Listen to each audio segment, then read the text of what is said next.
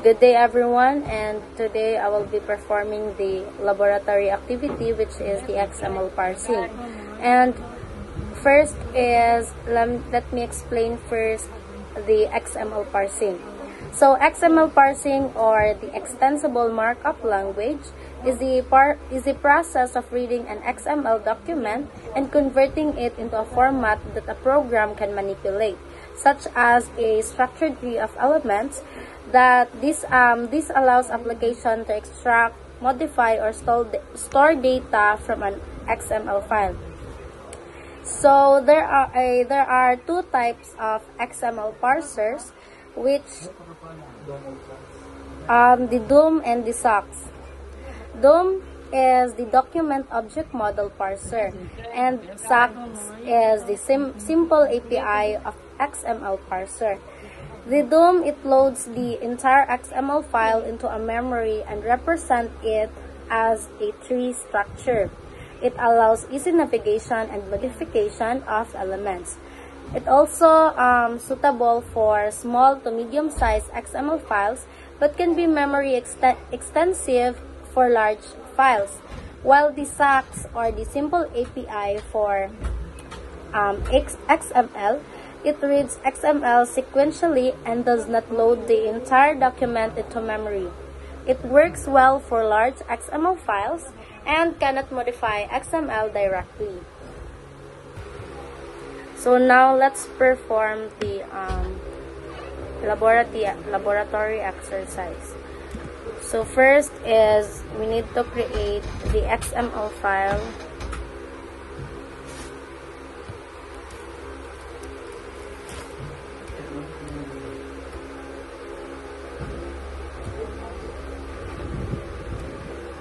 Tapos, ato na ta sa VS Code.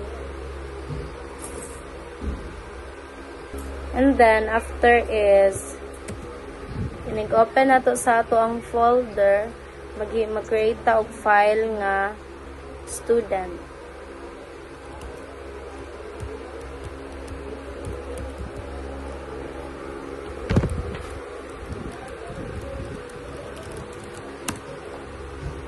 Tapos, pag maka-create na ta sa student nga file, i-paste na to tong gi-provide nga nasa VLE.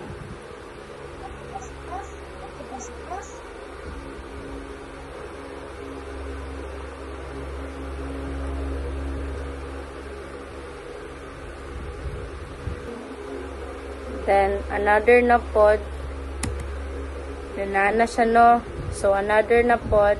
So, step 2 is, we will use the Java's DOM parser to read and extract data from the XML file. So, mag-create ta og Java file nga parse xml.java. Tapos, i-paste na po nato diri ang step 2 nga i-provide dito sa VLE.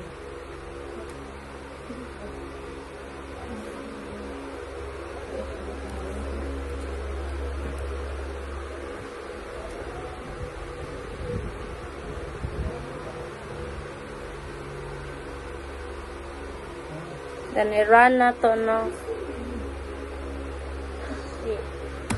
I-open lang na to diriya sa terminal.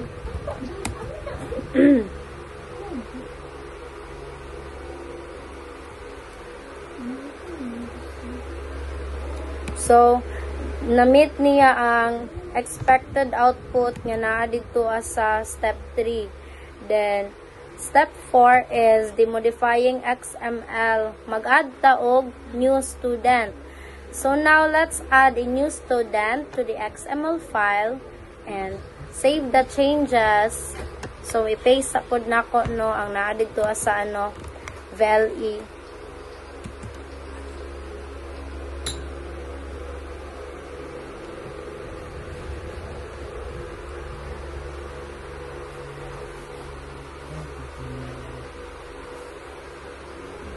Then, step 5, running the modified Java program. So, na-save naman to ng modified parse.xm.java file. So, ato na ning i-run.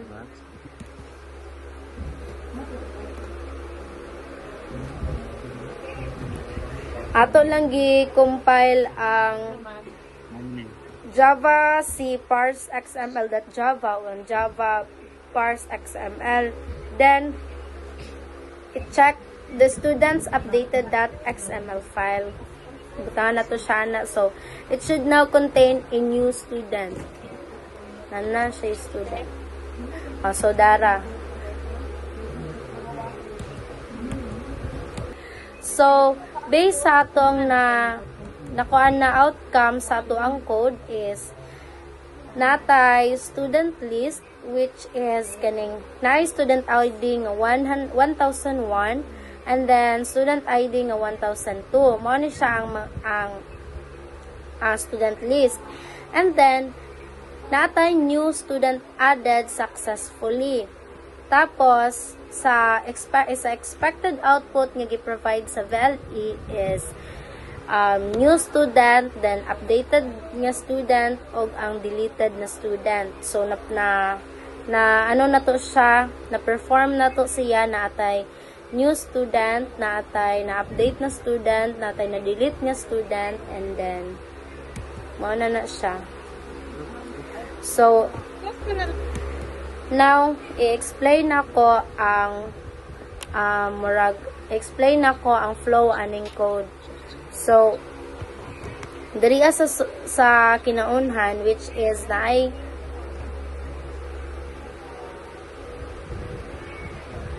diri sa kinaunhan kani nga block of code kani na block of code kani mga naay file XML file kani siya.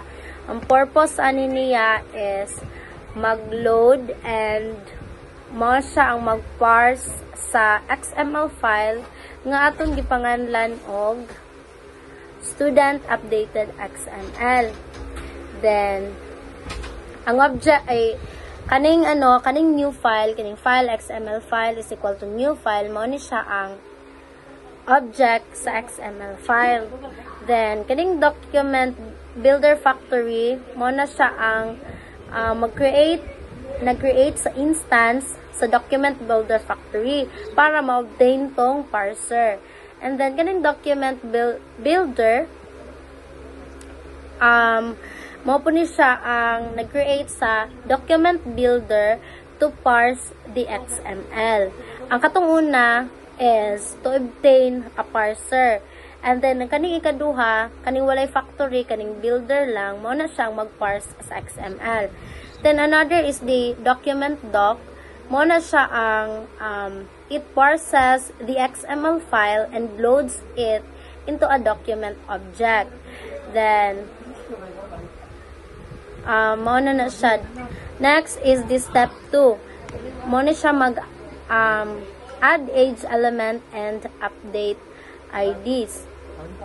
Ang purpose ani is, of course, updates student IDs and adds an age element if missing. So,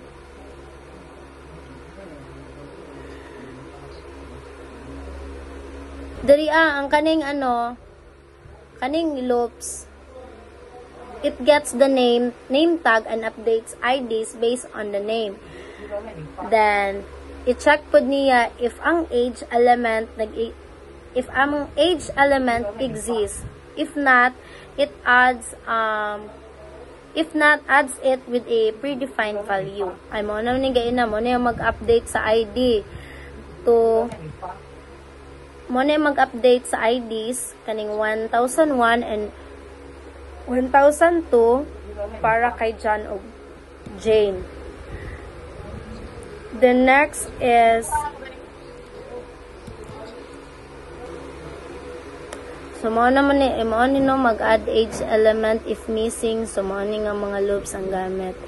And then mo-proceed na punta sa pag-display sa student list. So dara display current student list. Ang purpose ani niya is i-print niya ang students details to the console. So, iterates mo ni siyang ma-iterates through students and extracts. Ilabas yang ID, name, age, and course. Tapos, i-print ang details nga only for those students nga and IDs kang John o kang Jane. So, wala pa diri ang kay Michael. Kay, ano lang man si Michael is, ma-add ra ni siya later. So, it only prints kay John o Jane. Kani nga block of code. Then, next is the step 4, which is, mo na ni ang mag-add og new student nga makita na nato si Michael Brown.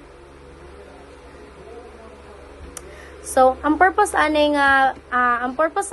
is i-add ang new student which is si Michael Brown sa XML file.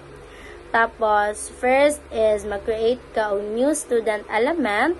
Tapos, mag-create ka sa iyahang child elements, which is the ID, name, age, course, and email. Tapos, ano na siya? Add na si Michael Brown. Makita na later. Makita na siya.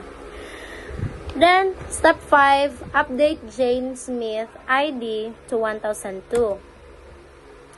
From 1001 iyang ID, ato siyang gi-update into 1002. Mao na siya, print lang na siya. Then step 6. Ikuan na siya ang step 5, print lang ang confirmation nga na update na iyang ID. Then the step 6 is the delete. I-delete na to si John nga naay ID nga 1001. So, mo ni nga code ang gamiton para sa pag-delete. So, ma-remove na siya, no? So, kaning it iterates through students to find 1001. Tapos, i-remove din siya the corresponding student element. Ma-remove na si John, guys. So, manag-update na, delete na ta. Next is a pag-save sa updated XML. Ang purpose ani nga code is saves changes back to XML file. So, kaning transformer factory, kuha na siya. Muna siyang mag-create transformer factory, malamang mag-create og transformer. Then another is transformer. Ikaduha nga line of code is mag-instantiates sa transformer. Then kaning doom source equals doom source doc prepares the updated XML document. Mo na siyang purpose. The next is the stream result, etc. Mo na siyang nag-define sa output, defines the output file. Then lastly, kaning transform source result. Mo na siya ang diha na saves the changes to file. Diha na nato makita. Then i-print na yon nga nakuha na to, na save na tong XML. Then mo na to yahang final output. Ibalik lang na to. So mo na niyang final output, and that's all. Thank you.